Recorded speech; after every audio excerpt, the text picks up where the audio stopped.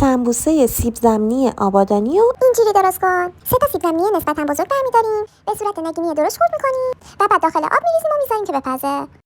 1 عدد سیب زمینی دیگر هم به صورت نگینی ریز خرد می‌کنیم. 1 عدد سوسیس رو هم به صورت نگینی خرد می‌کنیم.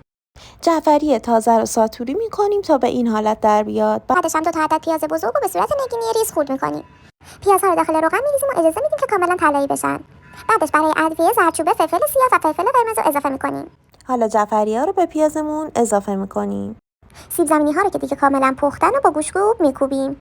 حالا یه مقدار از جعفری رو به سیب زمینی اضافه می‌کنیم به علاوه پودر سیب و مقداری نمک. سیب زمینی له شده رو به سس پیازمون اضافه می‌کنیم. بعدش هم سیب زمینی و سس نگینی رو سرخ می‌کنیم و به بقیه موادمون اضافه می‌کنیم.